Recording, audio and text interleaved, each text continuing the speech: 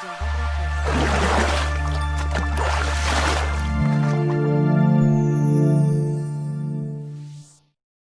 Assalamualaikum warahmatullahi wabarakatuh. Alhamdulillahirrabbilalamin. Assalatu wassalamu ala rasulillah wa ala alihi wa sahbihi ajma'in. Kita awali kegiatan kita dengan baca basmalah. Bismillahirrahmanirrahim. Alhamdulillah anakku sekalian, kembali kita melanjutkan pertemuan kita yang minggu kemarin, yaitu sistem reproduksi pada manusia. Kalau yang kemarin itu sistem reproduksi pada manusia, yaitu membicarakan alat reproduksi pada pria. Kali ini materi kita adalah sistem reproduksi pada wanita. Baik, ini standar kompetensinya agar kalian mampu menganalisis organ pada organisme tertentu serta kelainan yang mungkin terjadi serta implikasinya pada sains, teknologi, dan masyarakat. Kompetensi dasarnya adalah mengaitkan struktur, fungsi, proses, dan kelainan penyakit yang terjadi pada sistem reproduksi organisme. Baik anak sekalian, kita lanjut. Alat kelamin pada wanita. Alat kelamin atau alat reproduksi pada wanita terdiri dari alat kelamin dalam dan alat kelamin luar. Alat kelamin dalam terdiri atas ada ovarium, ada oviduk, ada tuba fallopi, ada uterus, yang kelima ada serviks, dan keenam ada vagina. Kita lanjut. Alat kelamin luar pada wanita, Anda bisa lihat gambar. Itu terdiri dari pubis, ada mons veneris, ada labia mayora, ada labia minora, ada klitoris, ada orificum uretra, dan ada himen. Itu Anda lihat di gambar. Kita lanjut.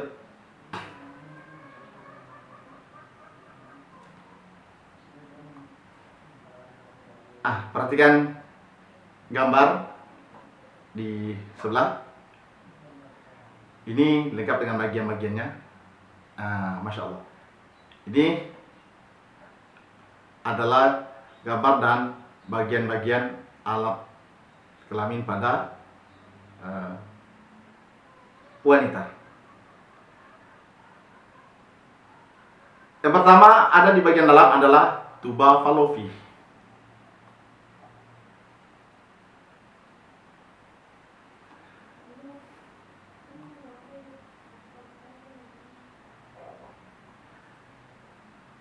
Ada ovarium, ada endometrium, ada uterus, ada cervix, ada vagina, ada vesika urinaria, ada himen.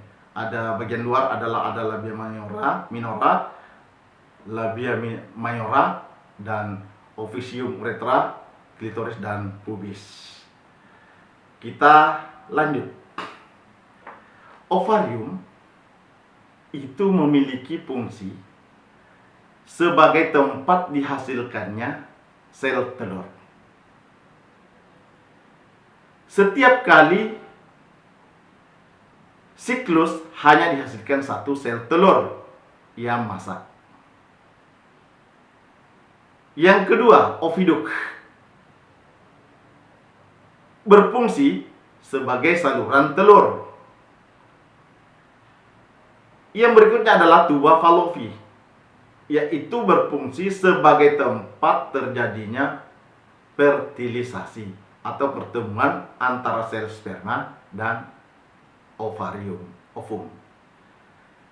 Yang berikutnya adalah uterus, berfungsi sebagai tempat implantasi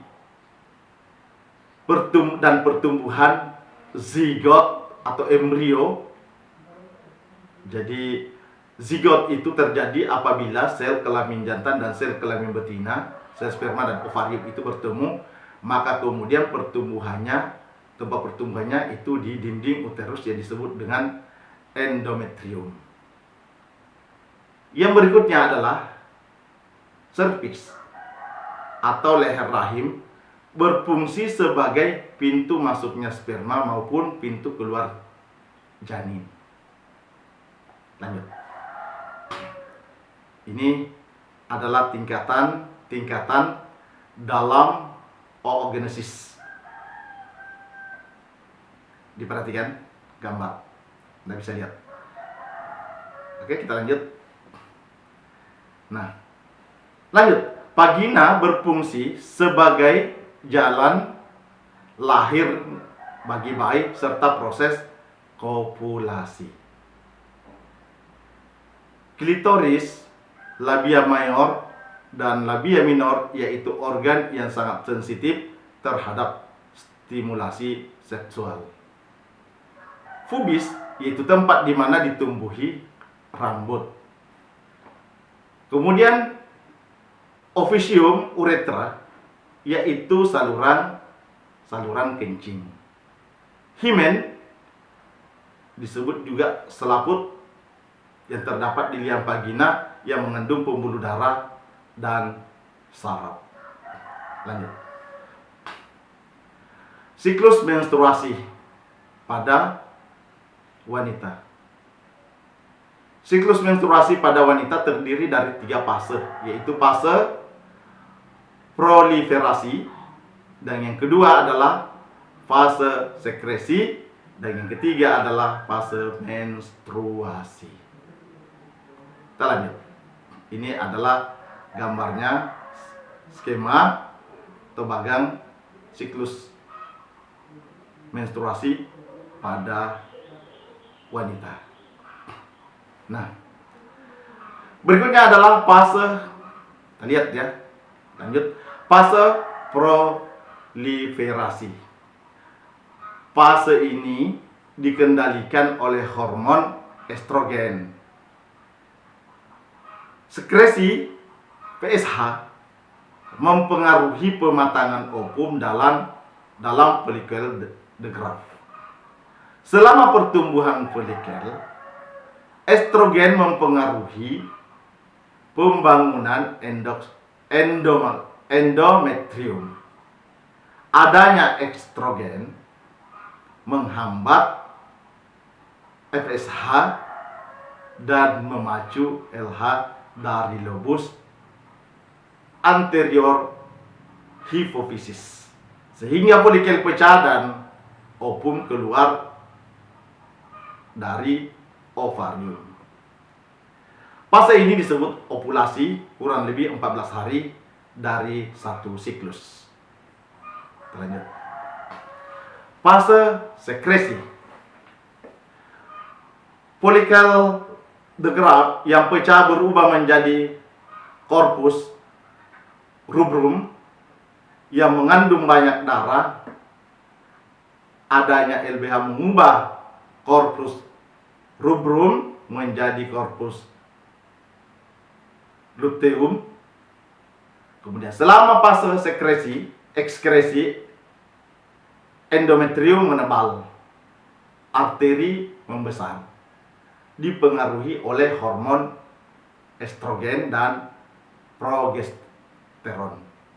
Jika tak ada kehamilan, korpus luteum berdegenerasi hingga progesteron dan estrogen menurun, bahkan sampai hilang. Berikutnya adalah fase menstruasi. Lanjut ya. Jika estrogen dan progesteron menurun, konsentrasinya bahkan terhenti, maka endometrium mengalami degenerasi. Darah, mukosa dan sel-sel epitelium luruh, kemudian dikeluarkan menjadi darah menstruasi melalui liang vagina yang disebut menstruasi. Lanjut. Fertilisasi dan perkembangan embrio. Fertilisasi atau pembuahan adalah peleburan antara sel sperma dan sel ovarium sehingga terbentuk zigot atau jabang bayi. Fertilisasi pada umumnya berlangsung di tuba Fallopi. Zigot yang terbentuk segera mengimplantasi di endometrium. Lanjut. Proses perkembangan embrio dalam kandungan. Waktu kehamilan manusia rata-rata 266 hari atau 38 minggu atau 9 bulan 10 hari. Zigot yang telah terbentuk mengimplantasi ke endometrium pada tempat penempelannya terbentuk plasenta. Nah, plasenta ini gunanya adalah sebagai penghubung untuk mendapatkan zat makanan dan pernapasan dari ibu ke jabang bayinya. Nah, selama proses embrionik, embrio dilindungi oleh lapisan-lapisan. Ada namanya kantung kuning telur, ada amnion, ada korion, dan ada allantois. Embrio mendapatkan makanan dan oksigen dari ibunya melalui plasenta. Kita lanjut. Perhatikan nih di bagaimana visualisasi terjadinya fertilisasi. Ini gambar foto fertilisasi. Lanjut. Ini umur embrio 5 pekan. Anda lihat di layar. Kita lanjut. Yang ini embrio berumur 6 pekan atau 6 minggu. Lanjut. Ini embrio usianya 14 minggu. Anda perhatikan, seperti itulah Anda pada masa usia 14 minggu. Lanjut. Perhatikan, embrio berumur 16 minggu. Anda bisa lihat. Ini embrio berumur 6 bulan. Coba lihat. Lanjut. Ini embrio berumur 7 bulan. Dilihat di layar. Lanjut. Ini umur 9 bulan 10 hari sudah siap lahir. Coba lihat. Perhatikan. Nah, inilah gambar posisi. Lanjut ya. Gambar posisi normal bayi saat kelahiran. Anda bisa lihat ada uterus, itu rahim, kemudian korion, pembungkus bayi, plasenta, ada amnion, ada ketuban. Anda bisa lihat di gambar saya. Oke, lanjut. Nah, sekarang kita berlanjut pada materi kelainan sistem reproduksi. Yang pertama, ada namanya kehamilan anggur. Kehamilan anggur adalah pertumbuhan janin yang tak sempurna. Sebelum sampai tumbuh sempurna, itu sudah mati. Kemudian diserap kembali oleh tubuh. Namanya kehamilan anggur. Yang kedua adalah kehamilan luar kandungan. Anda bisa mendengar, hamil luar kandungan.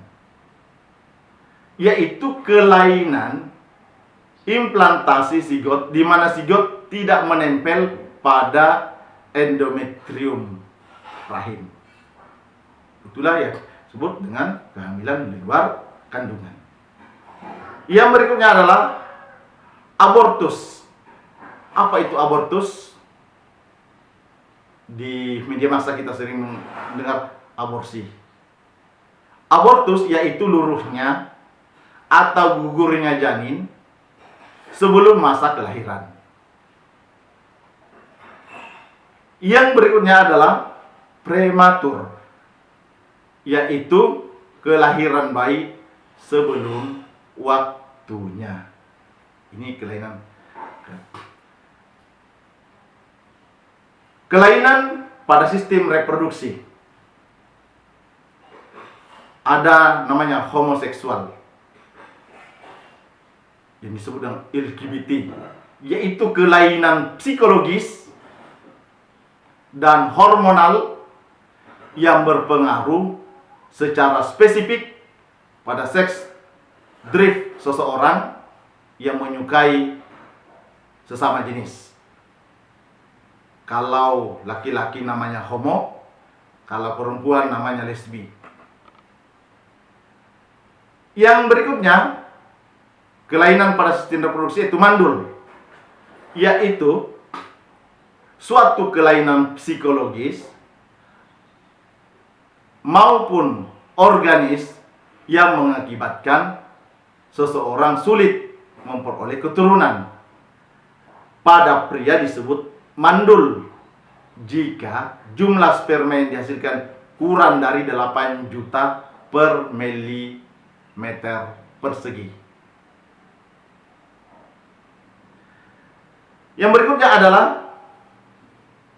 amenorrhea, yaitu kelainan fisiologis pada wanita yang tidak mengalami menstruasi. Jadi kalau ada wanita yang tidak mengalami menstruasi, itu ada jenis penyakit namanya amenorrhea. Yang berikutnya adalah impotensi. Ayo, siapa di antara kalian impotensi? Ada? Enggak? Ada? Tidak ada. Alhamdulillah, normal semua. Impotensi itu gangguan organis maupun psikologis pada pria di mana penis tidak dapat mengalami ereksi. Lanjut.